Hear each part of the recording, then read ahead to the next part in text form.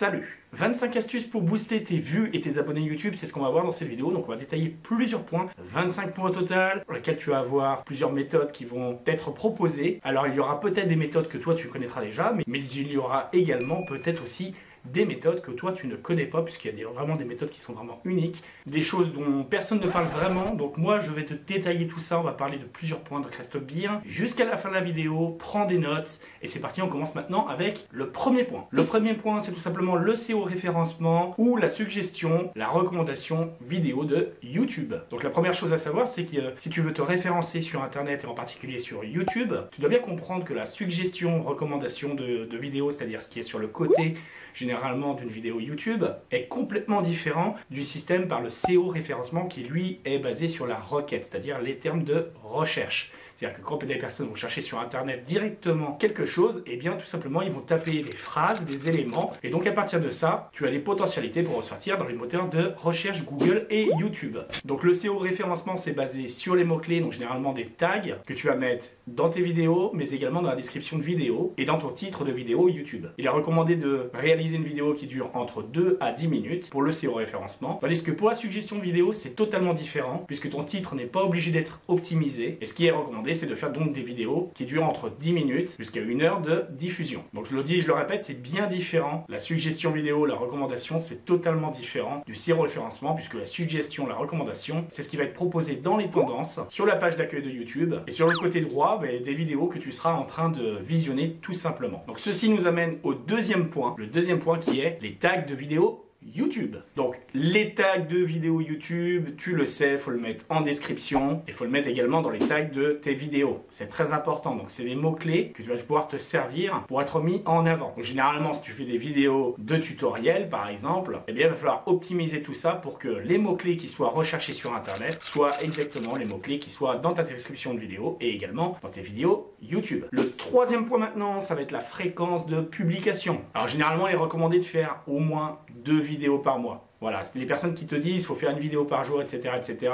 Moi, je tiens à te dire, tu vas vite t'essouffler. Pour tenir un planning, c'est pas évident, surtout quand on a un travail, des enfants ou autre chose à côté, des études, etc., etc. Donc 2 vidéos par mois, c'est bien. Pourquoi? Parce qu'il faut savoir que dans un premier temps, tes vidéos vont être proposées à un petit panel d'environ 100 personnes qui font partie de tes abonnés. Et si vraiment la vidéo plaît, ça va être proposé à plus de monde. Donc les statistiques se basent dès les 2 premiers jours, mais également à la première semaine et ensuite le premier mois. C'est pour ça qu'il est important de faire 2 vidéos, comme ça, t'en cales une au bout de 15 jours et t'en recales une autre ensuite dans les 15 jours qui suivent. Si jamais tes abonnés ne vont pas voir tes vidéos dans le mois, il est probable que tes vidéos ne soient plus proposées à cette personne-là. Un autre point à prendre en compte aussi, quand je parle de fréquence de publication, c'est également, faut choisir aussi par rapport à la saisonnalité. C'est-à-dire, par exemple, si tu as des vidéos qui parlent de jardin, de bricolage, etc., etc., de voyage, par exemple, à partir d'un camping ou quoi que ce soit, eh bien, tu vas plus poster tes vidéos en été. Donc, sois bien à l'affût des choses qui se présentent en été parce que tu peux faire des vidéos qui parlent de l'été et à ce moment-là, tu peux être mis en avant. Si tu as des vidéos par exemple qui parlent de sport d'hiver ou des choses qu'on fait en hiver, de Noël, etc., etc.,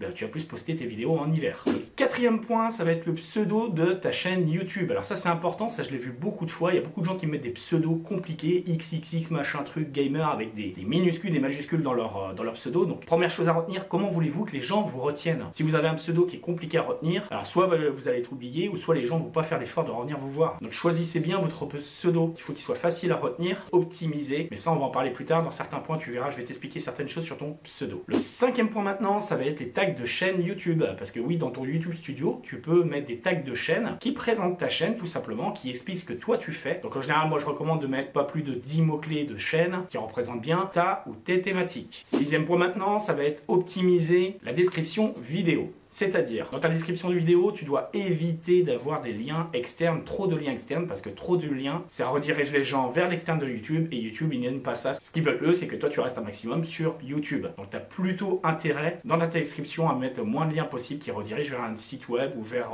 autre chose, vers d'autres réseaux sociaux. Pense aussi à implémenter dans ta description des chapitres. Les chapitres, c'est top, parce qu'il y a des personnes qui adorent ça, et ça permet de sectionner un petit peu ta vidéo. Donc, les gens, ils vont à un point, à un autre, etc., etc. Et le petit plus, c'est aussi d'ajouter des tags dans ta description vidéo. Septième point maintenant, utiliser les fonctionnalités de YouTube. Les fiches, les écrans de fin, les musiques et les sous-titres également. Donc sous-titrer par exemple vos vidéos. Faire vous-même vos propres sous-titres et sous-titrer si possible en un maximum de langues. Ça permet d'élargir un peu l'audience, d'être proposé à des sourds à malentendants ou à des personnes qui sont totalement étrangère. 8e point maintenant, proposer les contenus des concurrents similaires. Alors là, tu vas te dire, proposer les contenus des concurrents similaires, ça veut dire quoi exactement? Tu vas me dire que sur ma chaîne, il faut que je propose des contenus d'un autre? Eh bien oui, parce qu'en fait, le fait de faire ça, des fois, ça permet d'associer, de montrer, d'envoyer un signal à YouTube et d'associer une personne qui fait des contenus similaires à toi. Par exemple, moi sur Internet, il y a une personne où j'ai associé ça, c'était Nicky Win, qui faisait de l'informatique aussi, et donc à mes débuts YouTube, vu que je faisais de l'informatique, quand on tapait Nicky Win, eh bien tout simplement, ma chaîne ressortait dans les résultats de moteur de recherche. Et évidemment, mes vidéos également étaient proposées dans ces vidéos en vidéo recommandée. Donc la petite astuce, c'est que tu peux mettre aussi par exemple un écran de fin ou des fiches qui mènent vers une autre personne qui a des thématiques similaires à toi. Et là, c'est le petit plus et le petit bonus. Donc ceci nous amène au 9e point qui est établir des partenariats. Donc les partenariats, ça peut t'amener plus d'audience, plus de crédibilité, et que ce soit par exemple des partenariats vers des youtubeurs ou vers des entreprises, et bien tout simplement ça peut faire un effet boule de neige et bien sûr te propulser sur internet beaucoup plus. Donc il est important dans tes vidéos également de créer des maillages, c'est-à-dire que dès que tu crées une vidéo, tu peux créer une autre vidéo, une suite de vidéos par exemple, et comme ça tout est associé en même temps et ça permet de te propulser plus facilement. 10e point maintenant, créer ses propres sous-titres. Donc ça je précise bien, tout à l'heure j'ai parlé des sous-titrages, parce qu'en fait, l'idéal, c'est de créer ses propres sous-titres parce que comme ça, tu vas avoir des sous-titres qui sont proposés par YouTube automatiquement. Ce que tu peux faire toi, c'est les modifier. Tu crées tes propres sous-titres et là, tu mets des sous-titres dans toutes les langues. Donc, il existe plein de sites pour pouvoir faire tes traductions. Tu as Reverso, DeepL, etc., etc. Tu as aussi des outils de référencement qui te permettent également de faire des traductions en un clic. Et ça, c'est super rapide et tu verras, ça peut te propulser très facilement sur YouTube. Lié à ça, il y a une autre astuce, une petite astuce. J'étais dans les premiers à en parler sur Internet, c'est activer les sous-titres en automatique. C'est-à-dire que dès qu'une personne va lire une de tes vidéos, lire une vidéo YouTube, les sous-titres vont être proposés parce qu'il y a des gens qui ne savent pas comment activer les sous-titres. Ils ne vont pas prendre le soin d'aller appuyer sur CC, d'aller dans les paramètres, etc. Donc, l'idéal, c'est d'avoir un script qui permet d'activer ces sous-titres. Donc là, je vais te le donner, le script directement, c'est tout simple. Dans tes tags de vidéo YouTube, tu vas taper YT2.cc égale on. Donc, intègre ce tag-là dans tes tags de vidéo et lorsqu'une personne lira une de tes vidéos, eh bien, ça mettra directement les sous-titres en automatique. 12e point maintenant, on arrive à peu près à la moitié des 25 points qu'on doit voir. On parle maintenant d'appel à l'action. Donc l'appel à l'action, tu le sais, c'est dire de s'abonner, de partager, liker, etc., etc. Donc ça, c'est important de le dire. Et il y a des moments pour le dire dans ta vidéo. Si tu le dis dès le début de la vidéo, il y a des gens qui ne te connaissent pas, donc ils n'ont pas envie de le faire, parce que pour eux, tu es inconnu et je vois pas pourquoi je likerais quelque chose alors que j'ai pas encore vu le contenu. Donc généralement, on met souvent l'appel à l'action, que ce soit par des effets visuels ou tout au contraire en le disant verbalement, comme moi je suis en train de le faire. Donc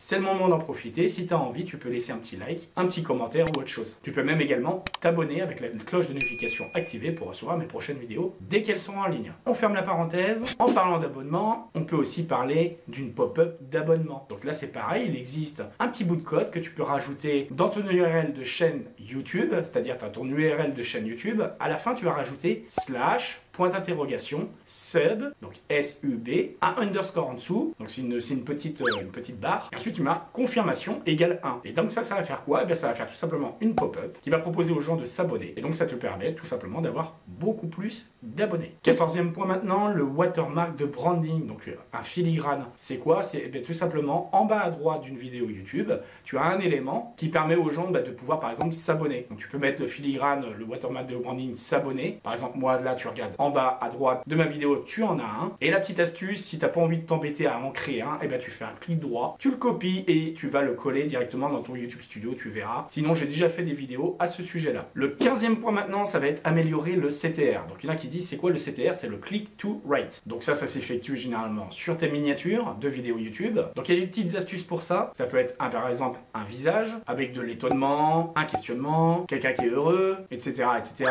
Et si tu fais des tutoriels, ça peut être également une écriture marquée directement sur ta miniature qui explique quelle problématique tu vas résoudre. Donc en gros caractères, en capital, tu marques comment résoudre les problèmes d'écran bleu, par exemple. Donc pense toujours à une chose dans le CTR. Si tu veux maximiser un maximum de clics, il faut que tu suscites la curiosité. Il faut que tu sois meilleur que tes concurrents, les 10 concurrents, parce que j'aime pas 10 concurrents, mais voilà. 16e point maintenant, avoir un bon taux de rétention. C'est en bref la durée moyenne de visionnage qui est calculée en temps, ou le pourcentage de moyens de vidéos regardées, qui se calcule donc en pourcentage. Donc ça veut dire que par exemple, tu peux très bien avoir beaucoup de personnes qui sont là au début de ta vidéo, et en fait, sur une vidéo par exemple qui dure 5 minutes, si tu as 2 minutes 30 de regarder, bah, ça va faire 50%. Donc ça veut dire que dans ce cas-là, c'est plutôt bon. C'est un bon pourcentage. Donc généralement, on peut considérer qu'à partir de 25% dans une vidéo, c'est plutôt pas mal. Plus c'est élevé, et mieux sera ton temps en rétention, et meilleur ce sera pour toi. Ensuite, il y a le watch time. Le watch time, c'est la durée de visionnage. Donc plus ta durée de visionnage elle est élevée sur ta chaîne, et mieux tu seras référencé. Donc tu as plutôt intérêt à faire des vidéos qui sont quand même assez longues avec un bon taux de rétention, et dans ce cas-là, c'est la clé et bien pour réussir, pour être proposé sur YouTube davantage, pour que ton contenu il ait plus de visibilité. Donc la recette, c'est vidéo longue plus un bon taux de rétention égale tout simplement une évolution.